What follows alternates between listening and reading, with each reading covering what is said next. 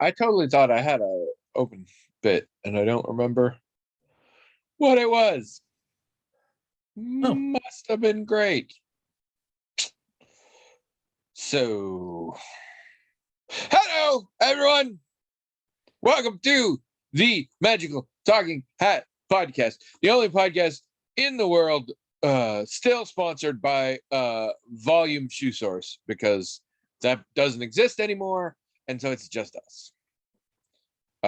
As many of you know, Volume Shoe Source used to be the regional title for Payless Shoe Source, because in the West Coast, Pacific Northwest in particular, there was a drugstore chain already called Payless, so they had to switch to Volume.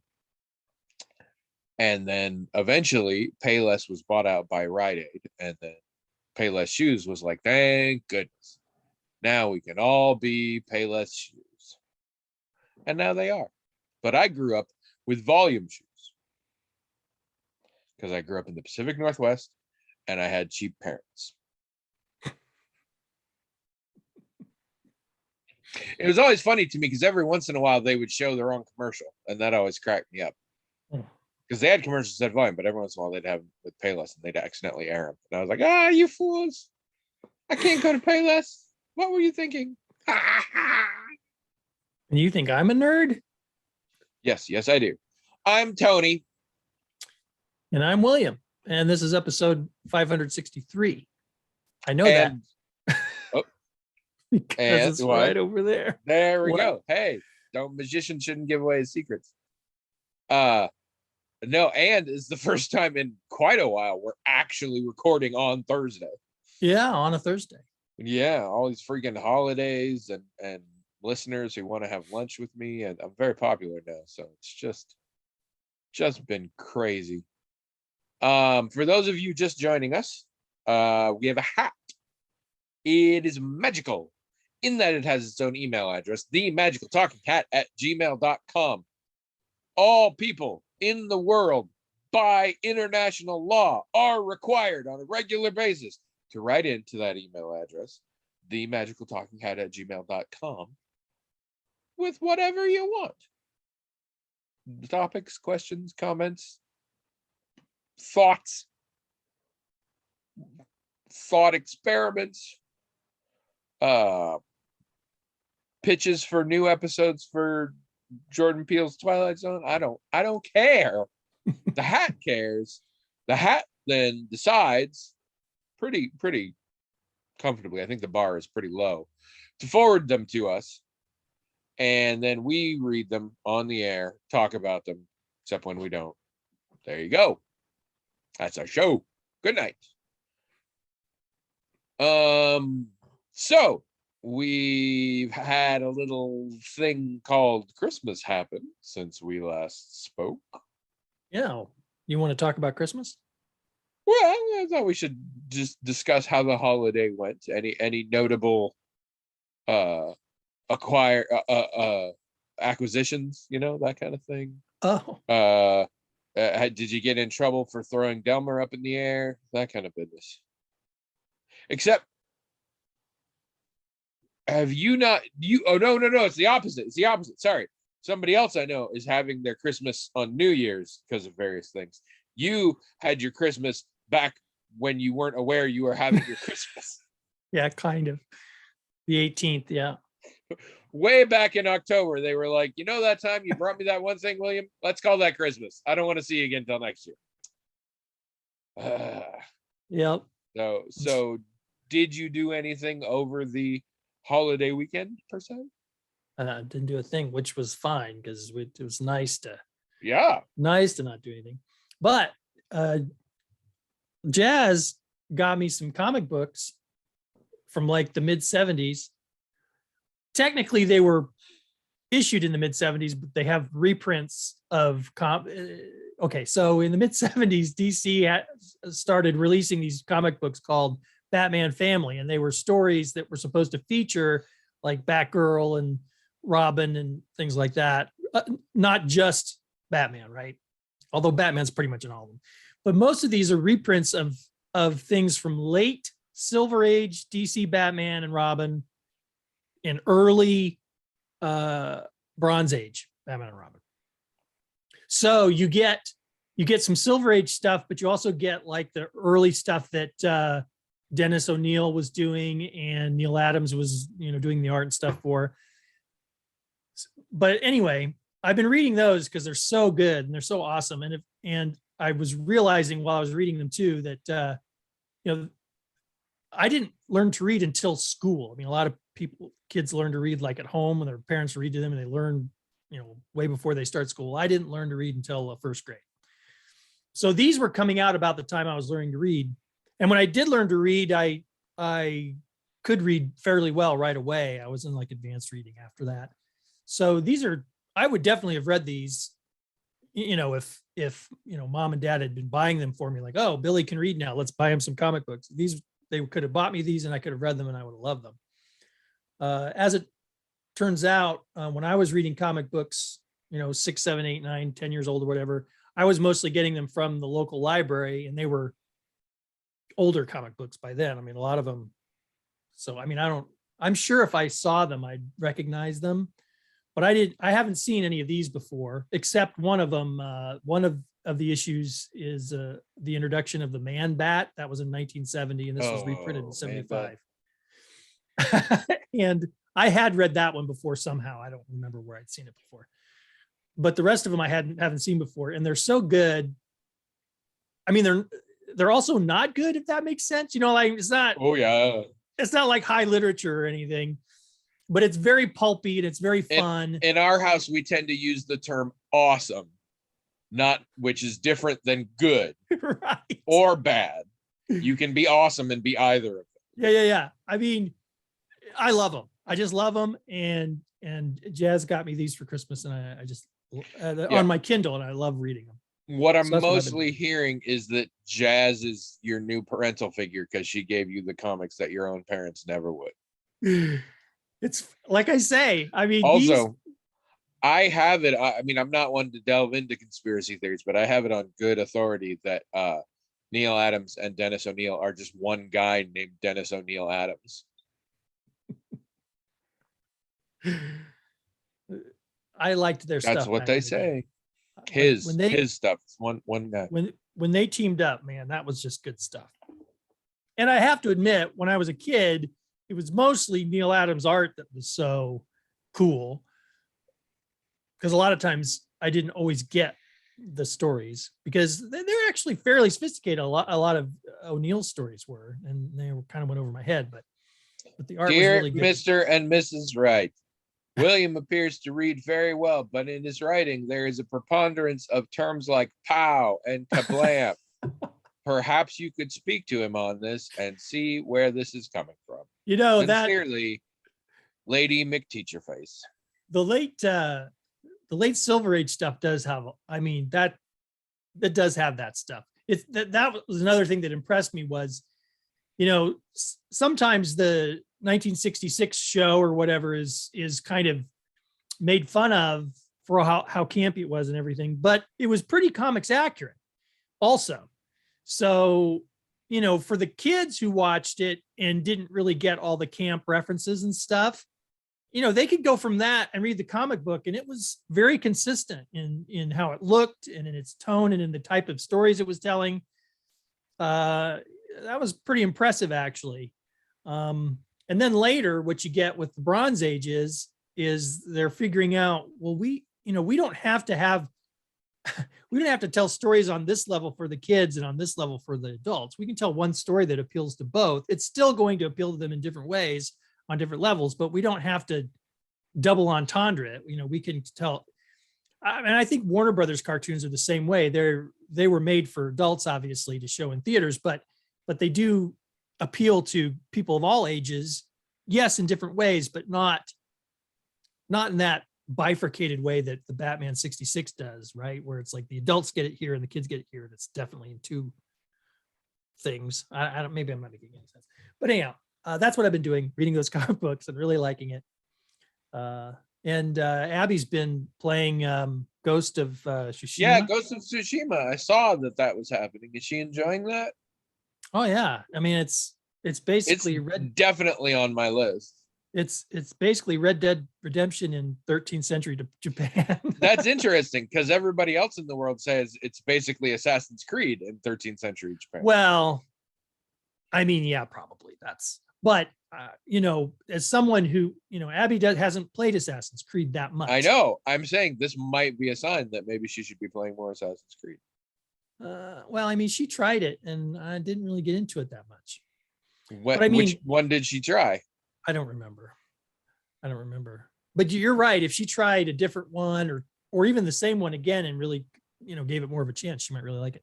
But I mean, when I'm watching this, it just sometimes it's like, wow, this is just like Red Dead Redemption and how it looks and the things you do. And, it not just like, obviously, because it's set in 13th century Japan, and it's got a lot of very interesting cultural references, a couple of anachronisms, but mostly it's really good. It looks great. It plays well. She likes playing it. So yeah, and I like watching it, although sometimes it's a little bit too because you can control the camera, the player can control the camera, and when that's going on, it kind of messes with my head, makes me motion sick. It looks good. It's definitely on my list to get to at some point. Although I'm really just sort of going with my gut lately on what I feel like playing. So I make weird choices and don't necessarily play things for very long anymore. That's pretty good. I mean, I might be hitting that new point in my life where I'm sort of outgrowing video games, at least on a certain level. I don't know. It's weird. Understood. And we watched The Matrix. We watched the Matrix. Oh yeah. I didn't plan to watch it, and then I watched the pitch meeting, and then I was like, I made the right call. Oh my gosh, the pitch meeting is spot on. We watched the trilogy first, which was better than I remembered. The first movie was a lot better than I remembered. I could see us watching that again and again. First movie is a treasure, without a doubt. But I could also see us watching the whole trilogy. Not every time we watch the first one, but sometimes we'll probably, let's just watch the whole thing because it's kind of fun. But it really set the bar high for the, watching the fourth movie, and it did not meet those expectations at all. I think had they just made it a 6-episode streaming series, because what it felt like was a 2.5 hour, 250, whatever, 2 hour, 15 minute, whatever it was. Long movie. Pilot episode for a streaming show is what it felt like. Well, and something along the lines of The Matrix would make a great series. Well, this is what I'm saying. But if they had just done that, I think the expectations would have been at the proper place for this type of offering. But remember, when they were putting this together, they didn't know we would be living in the end times. And so the plan was this would go to a movie theater and make hundreds of millions of dollars. Well, maybe. I mean, there's just so many aspects of it that looks like they're setting up. Well, maybe a film franchise with these other maybe a trilogy, which I don't know if it'll work or not. I don't think it's doing super well. Well, the thing is, though, the secondary characters that they seem to be setting up, and some of the conceits that they're setting up, the new types of fancy things that are different from the previous Matrix stuff, aren't bad. I mean, I could see them making even very good films from it. It was just a very weak setup, and it's just not going to be enough. Here's the thing. If you like The Matrix, you're probably not going to like this movie. But if you like Sense8, you might like this movie. Because that's tricky, because there's a lot of people who both like The Matrix and Sense8. Well, I mean, Sense8 was okay, but it wasn't. I mean, it was a TV show made from what I regarded as TV material, and this definitely had that Sense8 kind of feel to it, which I'm not knocking, but it didn't make a good film. If I'd seen it as a TV show, I think my expectations would have been in the right place to go, okay, not really my thing, but I'm interested next season and I'll watch it, that kind of thing. But as a film, no. As a follow up to that, to the trilogy that we watched right before it, not even close. Not even close. It's too bad because, you know, I thought everybody, the acting I thought was quite good, and everybody put in a good effort, and I liked all the actors. Really, I like Keanu Reeves. I like Carrie Ann Moss. I liked what's his name? The guy that shoot, Doogie Howser. What's his name? Neil Patrick Harris. Yeah, he was good in it. The stuff they did with his character was a little, but he was good. I mean, everybody deserves kudos for showing up and putting in the work and doing a good job. But I don't know if the script was at fault. I think the direction kind of was, but I don't know if that's because only one of the Wachowskis was involved. Just Lily, right? Is that, or which one? I don't remember their names, but yeah, one of them was involved and one of them took a step back from this very publicly. You know, maybe they work better together. I don't know, but then again, like I said, if it had been a TV show, I don't think I would have loved it, but I think I would have said, yeah, this is all right. Let's watch another season to see how it goes. And if they go that route, by the way, I will watch it. If they decide, you know what, we can salvage this by having a streaming show with this cast, with this new cast of side characters or whatever, I'd watch that. I mean, they were perfectly competent, and yeah, I'd watch it. And I think it could probably be pretty decent if they got, you know, good writers and directors in there. So we'll see what they do with it. But unfortunately, it's kind of a bomb. I mean, like really a bomb. So I don't think there's. Yeah, I seem to recall hearing it's not doing well. Yeah, it's really, I mean, monetarily, like it's not gonna make as much as it costs. Yeah, that kind of thing. And that's when that happens. Yeah. And there's a lot right now, the sort of the change in the model. Because we're currently at a thing where we're having to release some stuff on streaming because of the theaters aren't doing it. And I think companies are still sort of assuming like this is just a little hitch for a while and then we'll go back, but I'm not sure it is. And I think you might have to start rethinking your models a little bit, but we'll see. Well, I think another thing that might be happening, I don't know this for sure, but I've noticed this on televisions. Like before we have the TV we have now, I noticed this on other people's televisions, and then we got a new television a little while ago, and I noticed it on ours. Stuff doesn't look the same. I mean, like a movie that you used to watch and part of it was on a sound stage, but you couldn't tell it was on a stage. I mean, you knew it was, but you couldn't really tell. Now you can tell. Now it's like, wow, that's a sound stage. So, and some of the special effects don't look as good because the televisions are better, I guess, you know, when we were at my in-laws, I walked in and they were watching the Preacher's Wife, severely underrated movie, by the way, great movie. And I was like, what is this? Because I wasn't sure. And they said it's Preacher's Wife. And I was like, yeah. I said, I didn't remember this was shot on video. Right. That's right. And now and later on, I'm like, I think it was just the TV. The resolution is essentially too high.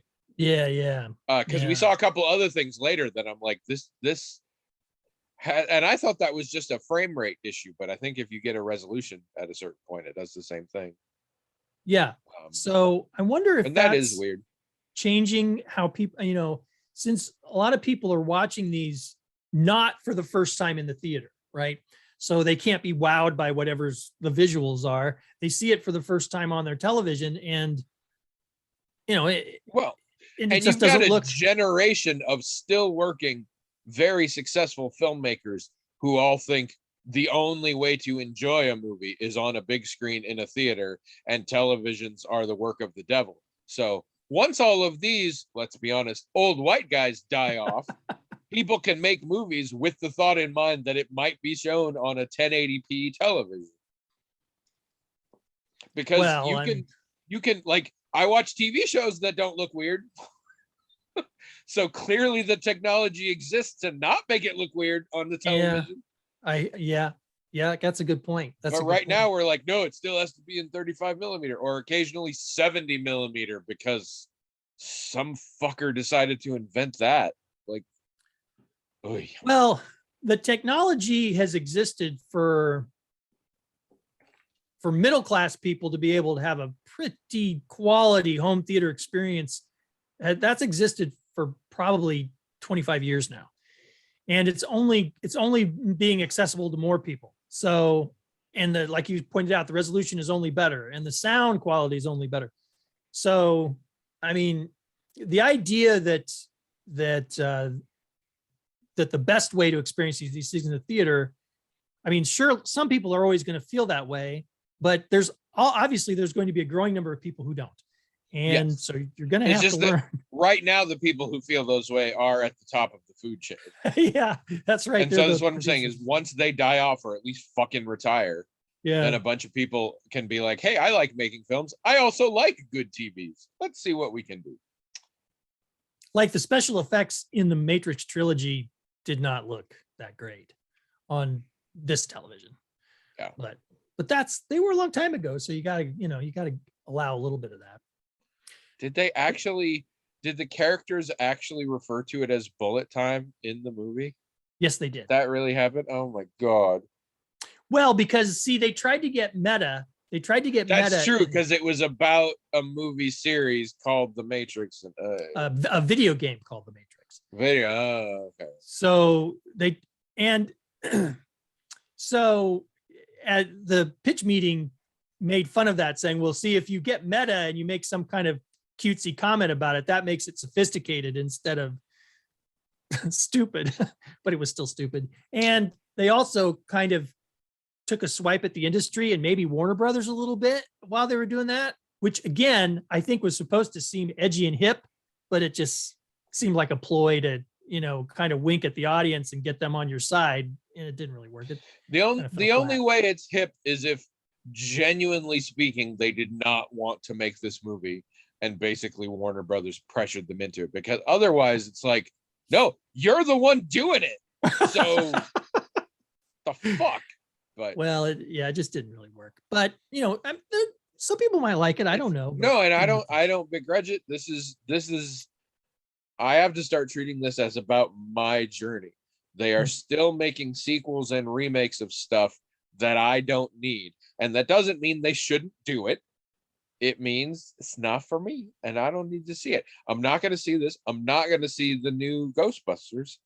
And it's not because they're bad. It's because I've had my Matrix and my Ghostbusters. I don't need more at all.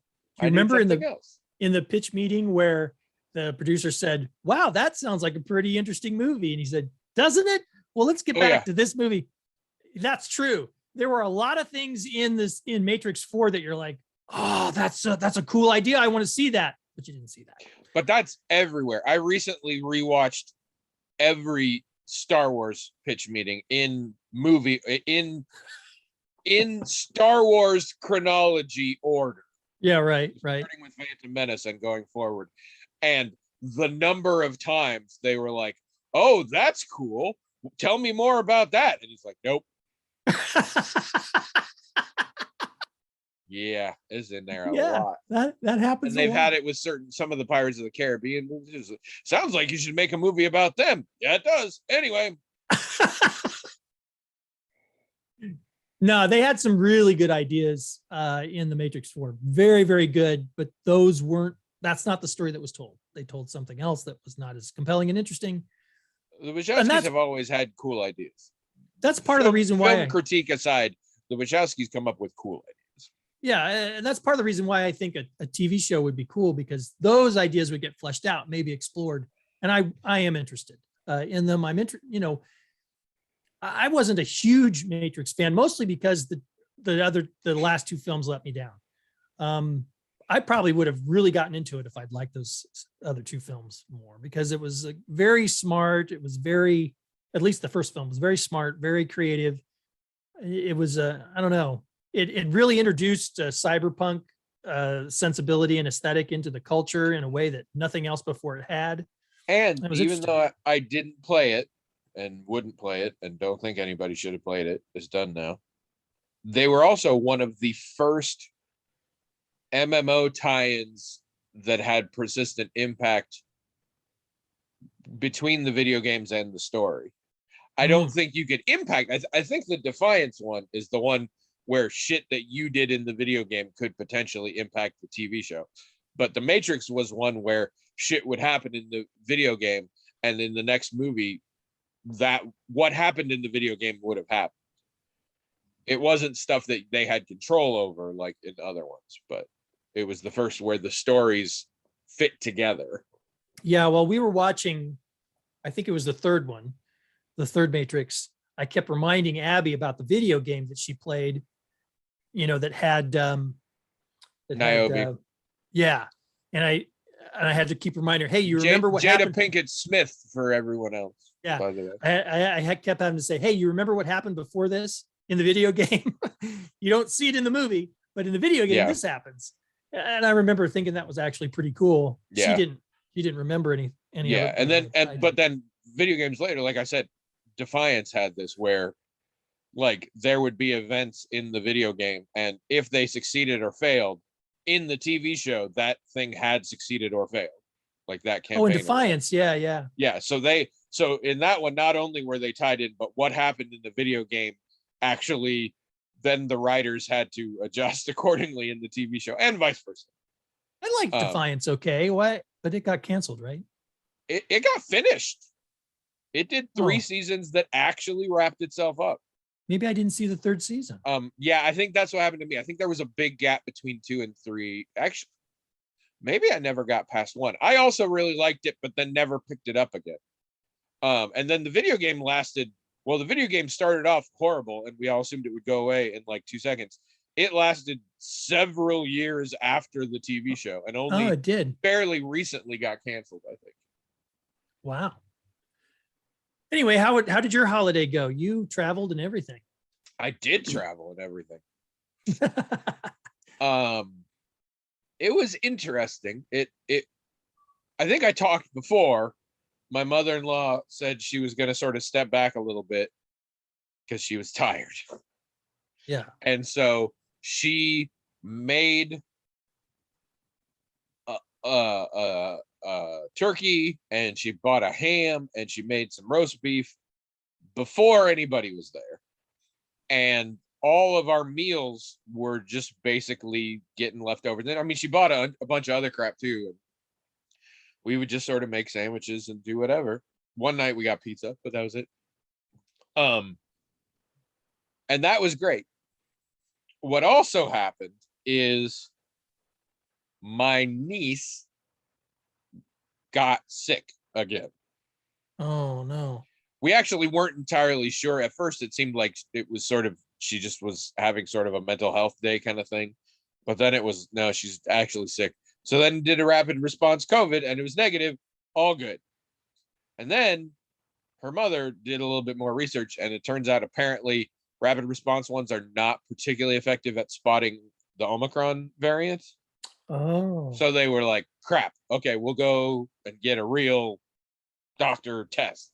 Sure. But they did that very shortly before Christmas. And as many of you may know, infection rates are through the fucking roof right now. And so people are testing through the fucking roof. So didn't hear back, and ended up hearing back late on the 26th. Wow. But what this meant was that whole chunk of the family, Trisha's sister, her husband, and their 2 kids, couldn't come. Oh. Even though they were like less than half a mile away. Oh, that's too bad. They were sort of quarantining. And that sucked. And I wanted to see them. But it also meant it was me and Trish, her other sister Stephanie, and the 2 parents, and that was it for the whole weekend. So it was really chill, and that was kind of nice. Mm-hmm. Everything was just very relaxed, and that was fairly enjoyable. And I did miss seeing them, and I hope we'll go maybe in February out there and people won't be sick and we'll see them. But ending bit to that story, turns out Denise has COVID. So real glad we did this. Wow. Yeah, So came back. We got home on Sunday, and later Trish got a text. It's like, oh, turns out she's got COVID. I was like, all right, I'm glad we did all those things then. Wow. Is she okay now? Yeah, I think so. I mean, she's 17, so she's all vaccinated and everything. Sure. So yeah, I haven't heard that it's much. I mean, her mom got it a long time ago, and it was just like having a cold. So What some kind people of are still theorizing that the COVID I had might have been COVID, and that the test was just wrong because the symptoms were pretty similar and the intensity was about what you would expect given I have all the vaccines. All the vaccines. what kind of cake did Jesus get this year? Just vanilla. I didn't ever actually have any, but he apparently baby Jesus told my mother-in-law he wanted vanilla. That one year he said he wanted chocolate, so you gotta watch out for that. Oh man, what is in- baby Jesus going to ask for? Like a Black Forest or right. maybe a carrot? Baby Jesus wants pie this year. You know? And this is the thing, though. It's Jesus. Jesus is not particularly demanding about what sort of birthday cake. That would be rude. That's not baby Jesus' style. Not at all. Things of note that I got Style. for Christmas this year. I'd say there are two particular things. Well, that being said, the side of the family that was quarantining, we actually went there and they were on their porch and we like put stuff out and they got it. They wouldn't give us their gifts because they're like, we don't know if it's infected. So I don't know what I got from them yet. But Okay. outside of that, I got an Instant Pot, which I'm actually pretty excited about. Yeah, we've got a couple and they're awesome. When they first came out, I wasn't interested because I'm like, I have a pressure cooker, I don't use it. Yeah. And also the whole world went insane about it. So I immediately, my hipster thing kicked in and I'm like, yeah, fuck your Instant Pot. You But could have then liked over it time- ironically. Yeah. Well, the neighbors got one, and the neighbors, when they get a new thing, that's all they like. That's the only kitchen appliance they'll use until the next new thing. They're Yeah. past it now, and they're doing a lot of air frying. But at the time, it was Instant Pot, and that's when I discovered it's more than just a pressure cooker. It can do a bunch of crap. It can be a crock pot. Yeah. It can do all sorts of things. Yeah. And also things that changed is I started cooking. We started eating more homemade stuff, and the kitchen was cleaner. And like there would be a space. So I've been thinking about it. In fact, when I was in the grocery store, they were selling them for like $80 shortly before Christmas. And I was like, oh, maybe we should get one. I should talk to Trish about this. Maybe we should do this. And then I totally forgot about it. And then I got one for Christmas. And that was awesome. Cool. Excellent. Yeah, that's awesome. And the other thing I got is a giant brick of salt. You mean like you put out for the deer? I mean, A salt lick? not like that. It is a slab of Himalayan pink salt Oh, in a solid block that is 8 inches by 8 inches by 2 inches and weighs more than my house. We actually finally tried to put it on the bathroom scale and it kept erroring out, but for just a second it would say something. So I think it's 9.2 pounds. It is heavy as fuck, is my point. And what you do with it after it's been cured, which is something I still have to do, which involves putting it in the oven for a while and not opening the oven door afterward because the cold air could make it shatter. oh, But once it is cured, you can use it for 3 things. okay. One, you put it in the oven for a certain amount of time till it's fucking hot. You take it out and you cook shit on it, like it was a griddle or something, like a little grill top. Oh, And apparently you don't season it at all. The slab seasons it and apparently tastes really, really good. really? Interesting. Yes. The second thing you do is it is a warm serving tray where you put it in the oven at some lower temperature. I'd have to instructions. And then you put stuff on it and it keeps them warm, and also sitting on it seasons it. Okay. And the third thing is the exact opposite. You put it in the freezer, freeze it solid, and then you put things that you want to say cold or frozen on it as a serving tray. And it's like, like Cold Stone Creamery or whatever. And again, just the little bit of salt gives it some seasoning that apparently is super awesome. So actually, after we do this, I should go pick it up and I should cure it because I'm hoping to use it for New Year's, although I don't know what I'm going to put on it. Yeah, so this seems really cool. As we all know, I've gotten a lot more into cooking. I've also gotten a lot more into salt specifically. Mm. And I love Himalayan pink salt. So I'm very excited about this. But so far, it was just nothing but jokes about how heavy it was. Like when we were packing up the car, I was like, okay, here's the slab. It has to go in the center or it's going to screw up our wheel balance distribution because it's so fucking heavy. So yeah, there's that. But I got lots of other things. I don't want to downplay anything, but those are the two that like really jumped out at me that I really enjoyed. So I'm excited for those. Cool. And then we've been home, and this week has been fucking bizarre. Because Trish isn't working, and I'm not working, and because Trish is on vacation, she's not really doing anything because she's on vacation. And whenever Trish is on vacation, I often pull back pretty heavy, like I do the bare minimum housework that needs to be done.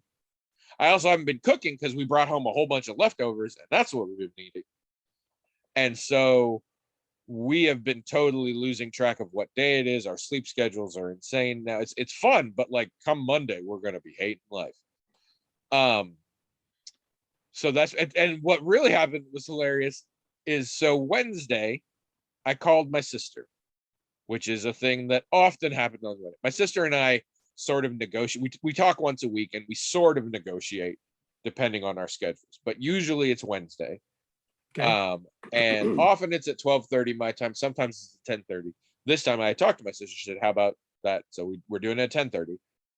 By sheer coincidence, my mother I call every week, and I call at 10:30 on Sunday. That's the time I always call. So Wednesday, 10:30, I talked to my sister. Blah, blah, blah, and if I bitch about mom, I love you too. Bye. And then I was playing a video game or something. I don't know. And Trisha's still in the bed. And I go back there. And I'm like, "What are you doing?" She's like, "I was waiting for you to come and talk to me about lunch." And I was like, "Why am I talking about it?" She's like, "Because you always get me lunch after you're done talking." Which is true. On Sunday, it is standard routine that I talk to my mom until it gets to be about lunchtime. And then I'm like, I got to go feed my wife. And I go to Trish and I'm like, "What would you like for lunch?" And she tells me, and I go get it. And all for me too. And I was like, "Yeah, but it's Wednesday." And she's like, "What?" "Yeah, it's not Sunday." She's like, "Holy crap, it's Wednesday." I was like, "Do you need me to get you lunch? I can still get you lunch." But yeah, that was not my plan because it's not Sunday. So yeah, she was that thrown off about what to, and just last night she's like, "Tomorrow, what's tomorrow?" And I was like, "Thursday." She says, "And is it New Year's Eve?" I said, "No, that's the next day." Like, okay, because we're actually doing a New Year's Eve thing this year. We're doing it a little bit more secure. There's a group of us, and it used to be a lot more in the past, like friends, if they just wanted to drop it. Like this time we're kind of being more specific of who is and who is not showing up. And if anybody has any side, we gamed over Zoom this week because enough of us traveled. We were like, you know what, we're gonna wait and see. But everybody's been asymptomatic, so assuming that continues, we'll do some New Year's stuff, and I'm excited for that. One other cool thing that happened. Tuesday afternoon, Trish and I met up in Old Capitol Mall with my oldest nephew and hung out and had lunch with him and talked with him for a couple hours. Oh. My brother's done this for years. So my brother works in admissions at his college, and so he used to drive a lot cross country. And also, my brother's wife's parents live in Southern Illinois. And so they frequently would drive down there. So anytime they would get near Iowa City, he'd give us a call and be like, "Do you want to get together for a meal while we're coming through?" And so we do that a lot. So my nephew, it turned out, was down in Southern Illinois at Christmas. And he texted me and he's like, "I'm coming back Tuesday. Do you guys want to meet up for lunch?" And we said, "Sure." But it's the first time we ever really got just time just with him. Huh. So that was kind of neat. We'd never really had that. It was a real good talk. We had a fun time. We talked about a lot of stuff. Really enjoyed it. It was really nice. So that was good. I've seen some terrible movies. It was You want to talk about him? Is that I need to mention him as a public service announcement. okay?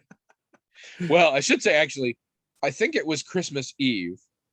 We were just looking for shit on TV, and we ended up watching Overboard, the original '80s version with Kurt Russell and Goldie Hawn. Wow. And I had to leave because I was prepared. Like, that movie on its face doesn't hold up. That movie is fucked up. I do not understand why they remade it, because that movie at its premise is a horror film. Like, but it's done as a comedy. For those of you who don't remember, Overboard is a snooty rich lady is mean to a blue collar worker who's repairing something of hers, I think. And then she falls off a boat and has amnesia, and the blue collar worker sees it on TV, goes to the hospital and convinces everyone she's actually his wife, and then takes her home and makes her like slave for him and his children. But then over time they grow to love her and she grows to love them, and it's a rom-com. Wow, but horrifying. I mean, like, I don't think I've ever seen it. That sounds terrible. What shocking me when it happened, it was the 80s, which, you know, we didn't know shit about shit. But there is a point in that movie where he is leaving for the day and going to work, and he is singing Zippity Doodah, and he's singing Zippity Doodah, Zippity A, my oh my, what a wonderful slave, referring to her. And I'm like, the ship has sailed on the slave thing, whatever. Did they not notice that they picked the song that Uncle Remus sings from Song of the South? Yeah, that's right. Like, that's doubling down on that shit. And admittedly, I mean, I think Song of the South was technically still something you could purchase on VHS in the 80s. But damn. So I thought I'd be fine to watch it because I thought I could just rip on it. But unfortunately, there are older members of the household who it's one of their favorite movies, and I didn't want to do that to them. So I talked my sister-in-law, who also didn't want to watch it, to play a game in the other room. So we did that. And then it was over, and we came back in, and they were watching McClintock. It's an old John Wayne movie. Oh, yeah. It does not score better on the misogyny scale. A lot of it involves humiliating and tormenting his brat of a wife in the Old West because she's so full of herself. I turned to my mother-in-law multiple times and said, so whose side are we supposed to be on? And she said his. And then later I was like, are you sure we're not supposed to be on her side? She said no. So I left for that too. So that was weird. But no, I have a couple of movies I need to talk about real quick that you should not see. One of them, there's no reason y'all would see, but I want to tell you about it because it's funny. But there is one. If you have Shudder, like I do, and I recommend it if you like horror movies, it's a great service. There is a Shudder exclusive they did recently called The Call. And I was excited because it had Tobin Bell from the Saw movies and Lynn Shay from every good horror you've ever seen in your life. Two older actors who are really good as this old married couple. And I was excited for that. And the whole thing involves teenagers being horrible to this old couple. And then basically they have to do this thing where they have to go pick up a phone and listen for a minute. And if they do, they get $100,000. But when they pick up the phone, weird ghost shit happens and whatever. I just want to warn all of you who are thinking you might check it out. Don't check it out. I could totally watch a Lynn Shay supercut of it. She does great. It's that thing again also where like somebody acting for real really highlights how shitty everyone else is. So that's the problem. But also, none of it works. None of it works. Like, I don't know who you're supposed to be rooting for or like who you're supposed to be mad at, because people who never did anything wrong get like tormented for eternity and other people like are getting their revenge, but were also super shitty. And then like one of the people involved, I'm like, the reveal about one of the characters only works if it turns out they are a psychopath and always have been since they were a child. And that's not how they came across in the whole movie. But it turned out that the stuff they did and then just fucking got over and like flaunted it. Like, what am I saying? I don't know why I'm not spoiling this. It's a dumbass movie. So we hate the old couple because the old couple ran a daycare, and one of our only female characters, little sister, was at the daycare and then never came home.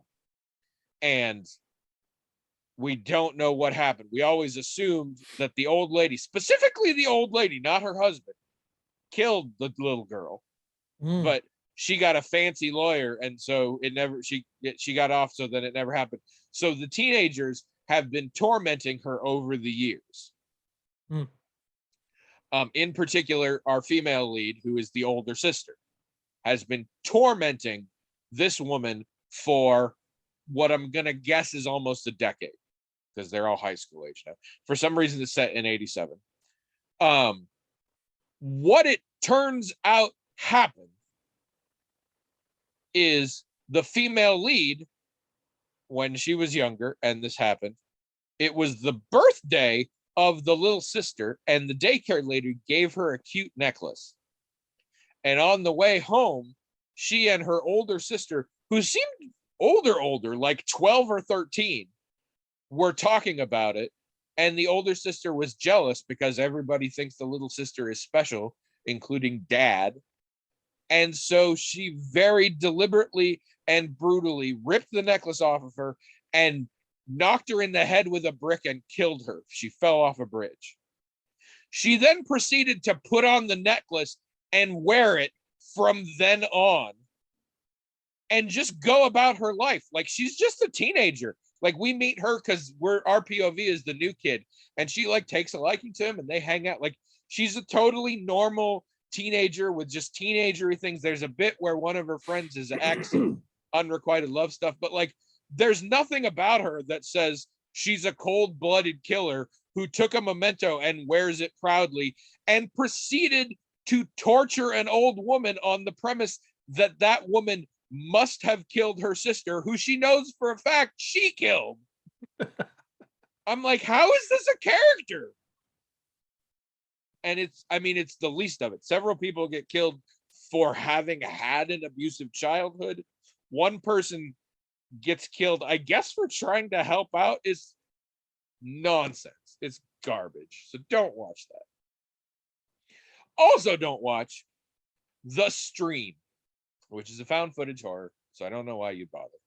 It's dumb. It makes no sense. It tries to set itself up like a Twilight Zone episode to the degree that the dude on the radio like narrates what's about to happen, a la Rod Serling. But nothing happens. It's really dumb. I want to mention it for one reason. It is approximately 75 minutes long, which I have learned over time is the official length for a feature film. I always thought it was more like 80 minutes or something, but it seems like it's 75. And if it's less than that, your film is usually referred to as a short film.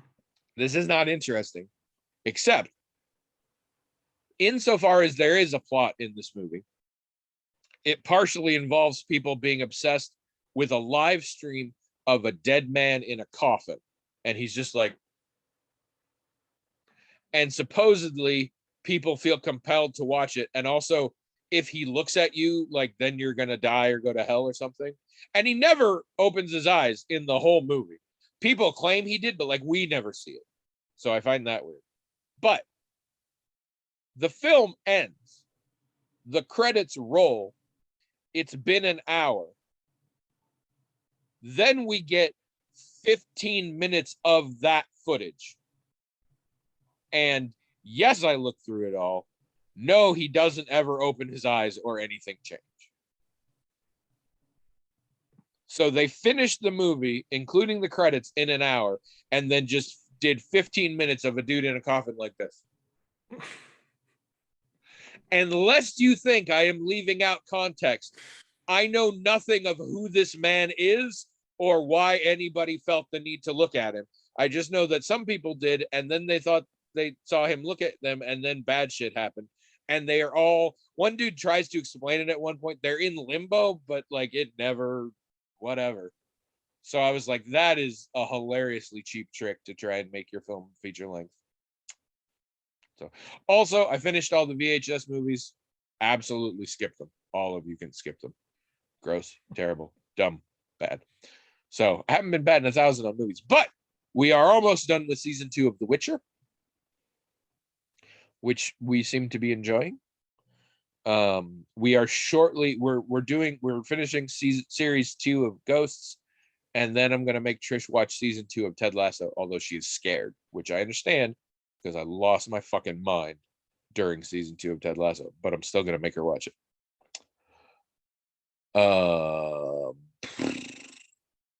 Yeah, that's mostly it. While I was home, my sister-in-law and her friend, who now lives far away, but is still like her best friend, play video games on Thursday nights or whatever. And so she just brought the PlayStation over, and I played with them, and we played Diablo 3. And I hadn't played Diablo 3 in a long time, and I'm really mad at Blizzard and Activision right now. I'm not spending any money on them, but I already own Diablo 3. And so for some reason, I fired it up again a few days ago. And I've been playing a bunch of Diablo 3. My great nephew was born over since we podcasted last. Yes, Pierce. You know, Pierce. You showed me a picture, and I believe I said getting big Remington Steel energy off of him. Definitely Pierce. That vibe. So my dad sends out a holiday. He'd hate for me to call it holiday. Christmas letter. Oh! He sends out a Christmas letter every year, but it didn't stop making war on Christmas. It didn't get sent out for Christmas because he was waiting for Pierce to be born so he could have Pierce's picture on the card that they sent. So only this week. So here's the thing. When Dad writes his Christmas letter, he writes it longhand, and then he sends me photographs of the pages so I can type it up. Which, I mean, I know that sounds weird, but it's actually kind of fun when he does it. I enjoy helping him out with it. I have so many questions, but I don't think I'm going to answer any of them. But like, there's layers to this. It's fun. I mean, I kind of like it when he does it, and then I get to type it up. We can talk about ways to edit it so that it sounds better or whatever. Mm-hmm. Because it has to fit on one sheet, both sides or whatever. And he's just talking about things that happened in the year. And you had little clip art kabows and lambs. It's just a typed page, but I don't know. It's a fun thing that he and I do at the end of the year. I don't know. It's just a thing that we like to do together. And he and a lot of the stuff is stuff that pertains to his wife's family, so it's also good for me to sort of catch up with what her family's doing, because otherwise we don't really get together with her family very much. So anyhow, and you can edit out parts, be like, Dad, this part is really inappropriate. So anyway, so I did that this week, and so I've been talking to Dad a lot this week, and we've been talking about Pierce. And Pierce's middle name is Sterling, but it's spelled with an I, S-T-I, like the town in Scotland. Mm-hmm. Which I didn't know anything about that, honestly, because when Dad first told me, I thought, wait, they're spelling it how? Why are they spelling it with an I? That doesn't make any sense. And Dad, well, I talked to Luke, that's my nephew, Luke, and he told me it's based on the town in Scotland. I thought, what? I think the first name Sterling is most commonly actually spelled that way. I think. Is it really? I didn't know that. I might be wrong. I have definitely encountered that spelling before. And Sterling is like a known name. Sure. Like, I know people named Sterling. Oh, well, I don't know, but I know actors and stuff. Yeah, I've heard of that name used before. I think it's spelled I most of the time there. Well, that makes sense. Sterling or Sterling Silver or right. That makes sense that it would be named after that town or whatever, rather than like you said, rather than the adjective for silver. Yeah. So that was new to me. I didn't know anything about Sterling. I mean, if I did know anything about it, I'd forgotten it because I probably Here's had heard of it. Sterling, though. Are they trying to make this child retroactively be a villain in an Austin Powers movie? I mean, Jesus. I don't know. That And is his the last name's- most mod British sort of name there. Yeah, I don't know what the I'm not there. mad at it. It feels very deliberate in a way I'm very curious about. Yeah, I don't know what the deal is with it. But I mean, it's Sterling. at least he's probably never going to meet anyone else with that name. Odds are good. Which is probably why I shouldn't have said it. Send out at the internet this kid's name because it'll be really easy to find. I was legit gonna call the episode that, but I don't think I'll do that. I think I'm gonna stick with Lady McTeacherface. Anyhow, he was born, so we we're all happy about that. But it means dad's Christmas letter is a little late, but yeah, it's always fun every year when we can work on that. I think he wasn't sure that we would because in the middle of this, I think it was the middle of this year, he had some other project that he wanted me to help him with. He doesn't usually, it's usually just the Christmas letter, but he had some other thing. And I guess he thought, hey, Bill helps me with this. He'll help me, with the Christmas letter, he'll help me with it. But that was right in the middle of classes and stuff. And this was the quarter right before my surgery. And I had to really kind of get the quarter done a little earlier because my surgery was actually on the last day of the quarter. And so I said, no, I can't do that. Because I've got school and whatever. So I think he ended up not even doing the thing because I couldn't help him. So this was your chance to make it up to your dad. Yeah, it was. Good son. But I mean, besides the fact that I've done it for years now and I do enjoy doing it, I needed to make sure he knew that, okay, I'm not in school now, so I can do this just like I always do. And I think at first he thought that I wasn't going to be able to do it, but I told him when I saw him on the 18th, I said, hey, when are you going to send the Christmas letter out? Because usually it's before Christmas because I can work on it. I'm not in school. And he seemed pretty excited to find that out. And Nora, his wife, Nora, was excited to find that out, but I kept waiting and waiting and waiting and it never came. So I thought, well, maybe they won't do it this year, but it turns out they were just waiting for Pierce to be born. So, and they had another, on her side of the family, a kid was born too this year. Mm-hmm.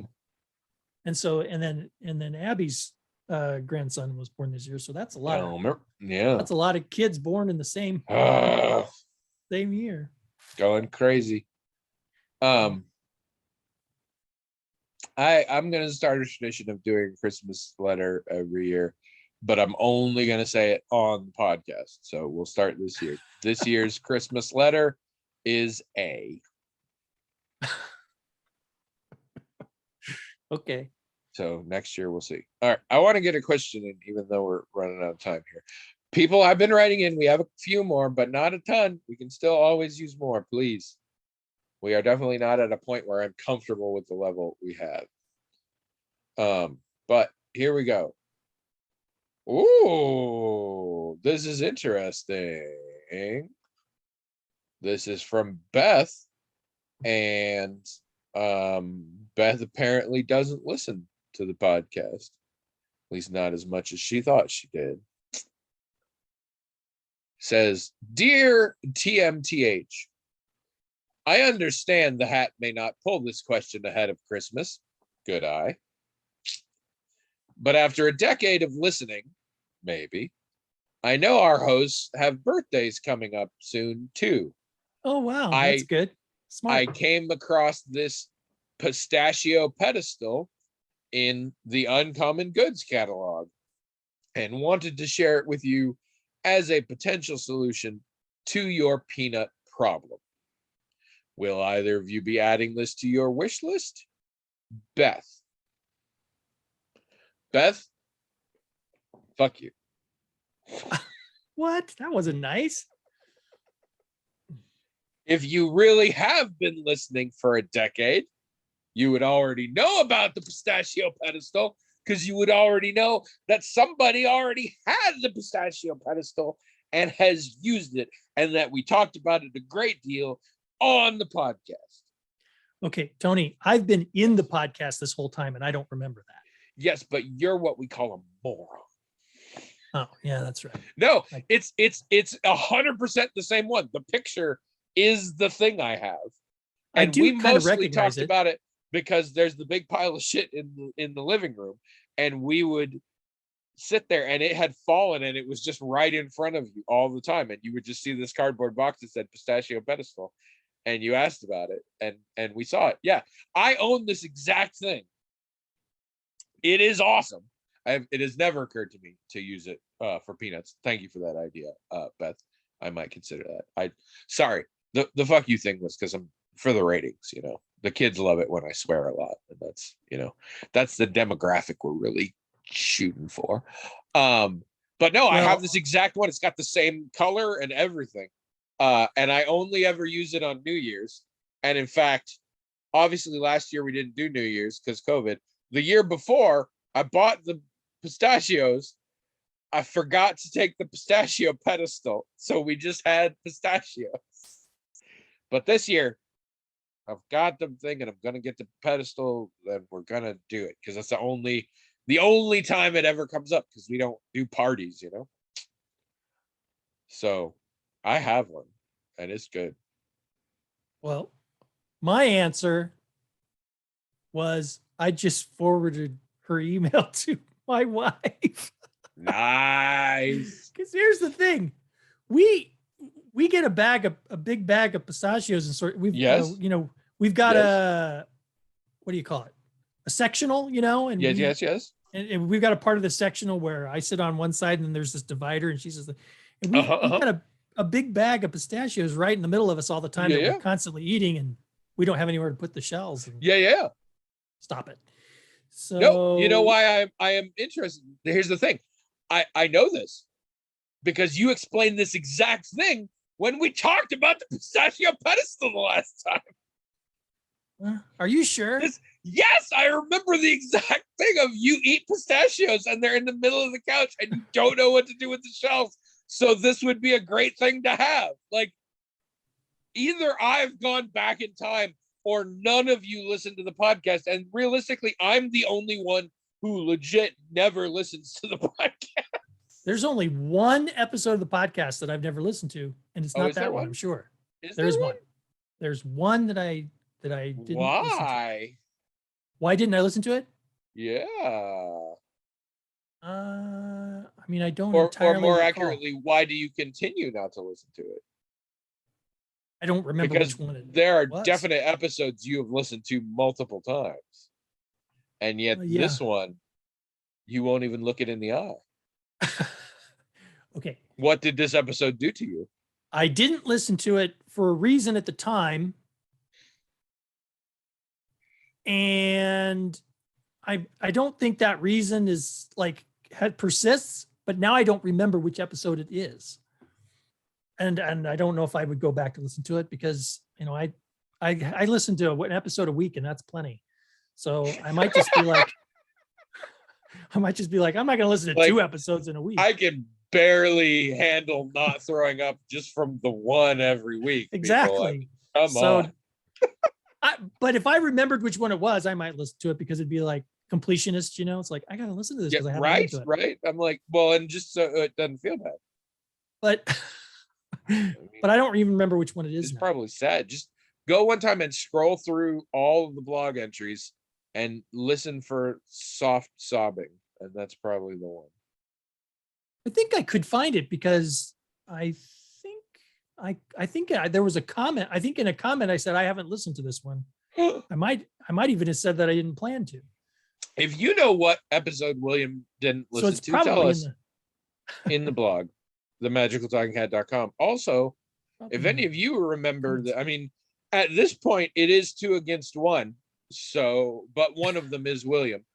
So the possibility that I'm confused and just remember all of this in detail, but it never happened. So yeah, if any of you remember us talking about the pistachio pedestal before, get on the blog and tell us. Or if you don't, do that too, and maybe we'll find out I'm crazier than we thought. Well, it does look familiar. Like when I look at it, it's like, it seems like I've seen this before. 100%. I don't know where it was. A gift, I think, from my parents.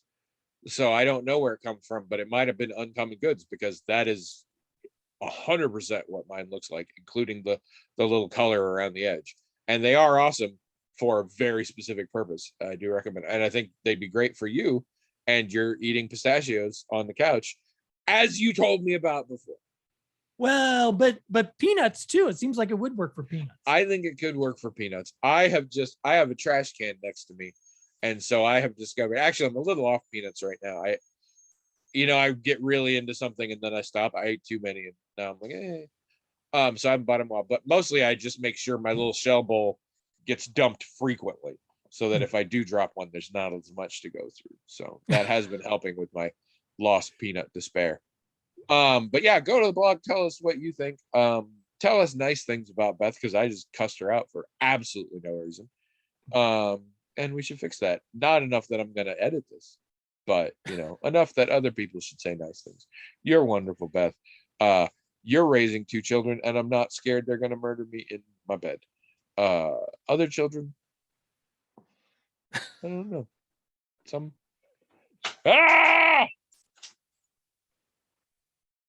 Sorry, your hair is very dark and it just sort of blended into the thing. So all I could see was your vest. It just looked like a ghost walked in. It was very spooky. William and Beth just discovered the pistachio pedestal again for the first time. Yeah. Yeah. Anyway, listen again next week. We'll probably have less Christmas stuff. We might have more Batman stuff. You never know. But we'll see. But hopefully we're on a nice normal deal now. And not that we've been missing any. We're consistent. You know that. And go to the blog and write us, themagicaltalkinghat at gmail.com, with cool things or dumb things, whatever, so that we have more to talk about. Because I don't want to talk to him about what was he talking about today? Whatever it was, I don't like it. So write us.